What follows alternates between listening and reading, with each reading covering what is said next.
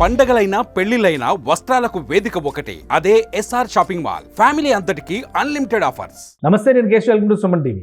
ఆంధ్రప్రదేశ్ ముఖ్యమంత్రి చంద్రబాబు నాయుడు ఢిల్లీలో బిజీగా గడుపుతున్నారు. ప్రధానమంత్రి మోడీతో పాటు కేంద్ర మంత్రులతో వరుస భేటీలు నిర్వహిస్తున్నారు. రాష్ట్రానికి రావాల్సినటువంటి పథకాలు, ప్రయోజనాలు, అలానే ప్రధానమంత్రిని రాష్ట్రానికి ఆహ్వానిస్తూ తీసుకున్నటువంటి నిర్ణయాలు, వీటి చుట్టూనే ఢిల్లీ పర్యటన అంతా నడుస్తున్నట్టుగా సమాచారం. అసలు ఢిల్లీలో ఏం జరుగుతుంది, ప్రధానమంత్రి రాకతో ఏపీకి కలగబోయేటువంటి ప్రయోజనాలు ఏంటి, ఒకసారి విశ్లేషించేటువంటి ప్రయత్నం చేద్దాం. మనతో పాటు చంద్ర శ్రీనివాస్ పొలిటికల్ అనలిస్ట్ ఉన్నారు. చంద్ర శ్రీనివాస్ గారు నమస్కారం. నమస్కారం అండి. ప్రధానమంత్రితో భేటీ, అలానే చాలా మంది మంత్రులతో భేటీ, వరుసగా మొదటి రోజు షెడ్యూల్ అంతా బిజీగా ఉంది. ఇంకొక రోజు చంద్రబాబు నాయుడు గారు అక్కడే ఉంటారు. సో ప్రైమ్ మినిస్టర్తో భేటీ పైన అందరి అటెన్షన్ ఉంది. ఏంటి రాష్ట్రానికి జరగబోయేటువంటి ప్రయోజనాలు ఏంటి, దీని గురించి ఏమైనా చెప్పొచ్చా? అవును, తప్పకుండా అండి. చూడ ముచ్చటగా ఉంది, కనులు విందుగా ఉంది.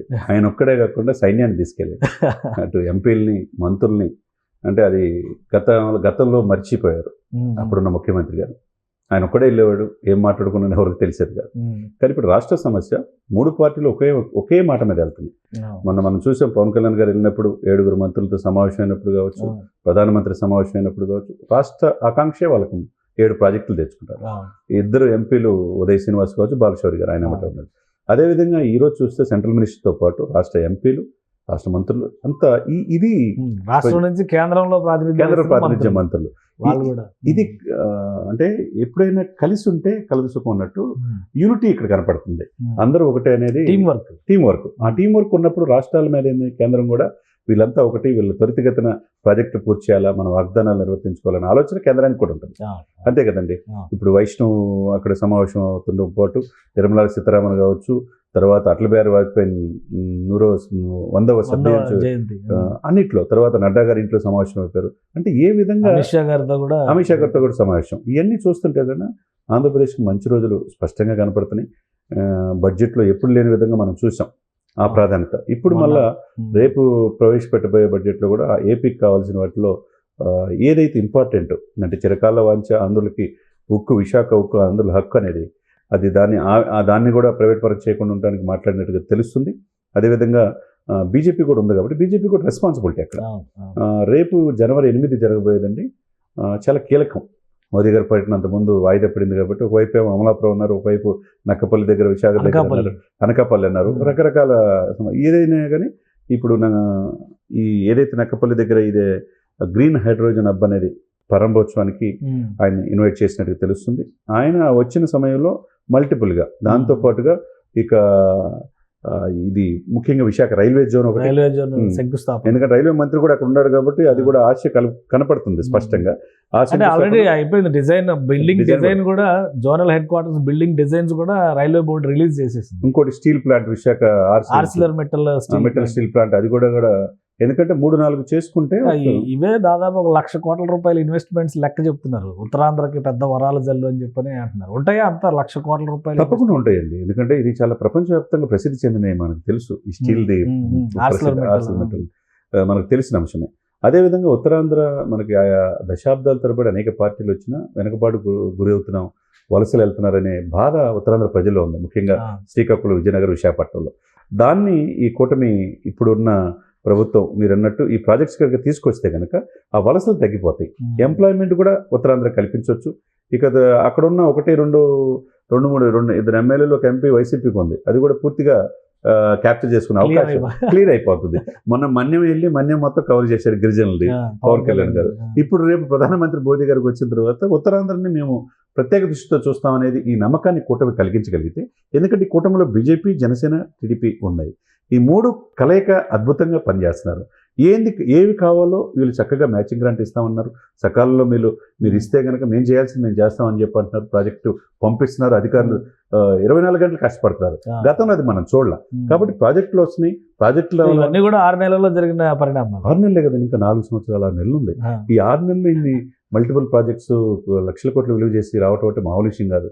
ఈ ఆశ అనేది చిగురిస్తుంది. ఇప్పుడు విజన్ 2047తో ముందుకెళ్తున్నారు.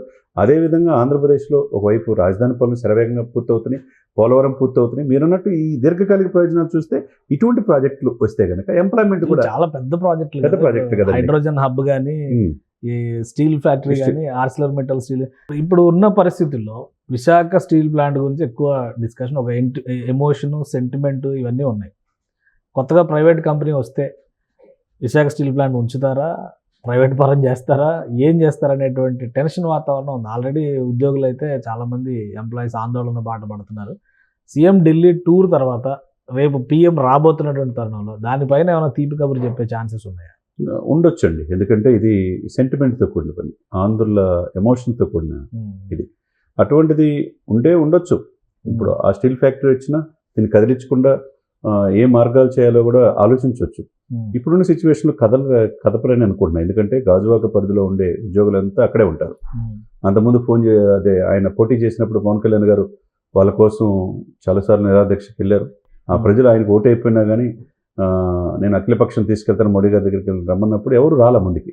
ఇప్పుడు ఆయన ఒకటే మాట మీద ఉన్నాడు, ఆ రోజు ఉన్నాడు, ఇప్పుడు పవన్ కళ్యాణ్ గారు అదే మాట మీద ఉన్నాడు. అదే బీజేపీ పెద్దలు కూడా అక్కడ చాలామంది, నరసింహారావు గారు, ఇక్కడ జీవీఎల్ గారు కావచ్చు, మిగతా వాళ్ళు కూడా ఇప్పుడు కూడా మేము ఉన్నాము బీజేపీ అంటున్నారు. ఇకపోతే మీరు అవన్నీ ఒక ఎత్తు అయితే, ఇప్పుడున్న సిచ్యువేషన్స్ రీత్యా కూటమి ఈ ముగ్గురు బంధం బీజేపీ, జనసేన, టీడీపీ బలంగా ఉంది.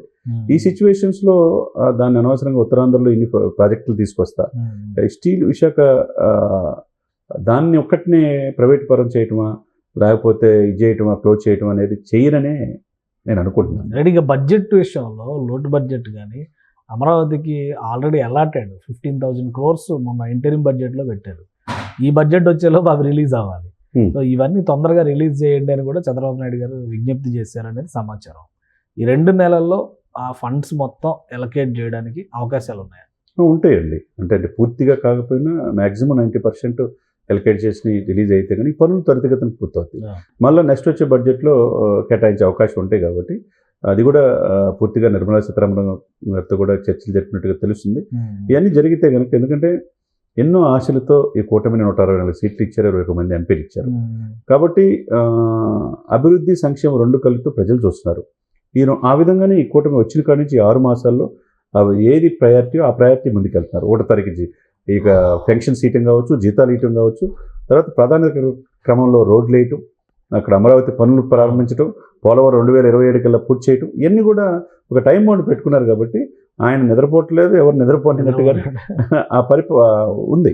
ఆ విధంగానే చంద్రబాబు నాయుడు గారు, పవన్ కళ్యాణ్ గారు పనిచేస్తున్నారు కాబట్టి జోడుగుర్రాల్లాగా డెఫినెట్గా కేంద్ర ప్రభుత్వం సానుకూలంగా ఈ రాబోయే బడ్జెట్లో కూడా ఆంధ్రప్రదేశ్కి ఎక్కువ ప్రాధాన్యత ఇచ్చే అవకాశం కనబడుతుంది. థ్యాంక్ యూ చంద్ర శ్రీనివాస్ గారు. ఇది ఏపీ సీఎం ఢిల్లీ టూర్ ఓవరాల్గా రాష్ట్రానికి అనేక ప్రయోజనాలు తీసుకురాబోతుందనే సంకేతాలు స్పష్టంగా కనిపిస్తున్నాయి. ముఖ్యంగా అమరావతికి బడ్జెట్లో కేటాయించిన నిధుల విడుదల, విశాఖ రైల్వే జోన్కి ప్రధానమంత్రి పర్యటనలో శంకుస్థాపన చేయడం, వీటితో పాటు 2 భారీ ప్రాజెక్టులు, ప్రధానంగా 1,00,000 కోట్ల రూపాయలు విలువ చేస్తే ఈ ప్రాజెక్టులు అని చెప్తున్నారు.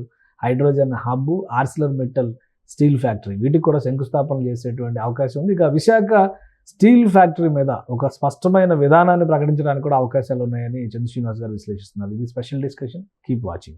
సుమన్ టీవీలో మీ పర్సనల్ అండ్ బిజినెస్ ప్రమోషన్స్ కోసం కింది నెంబర్కి కాంటాక్ట్ చేయండి.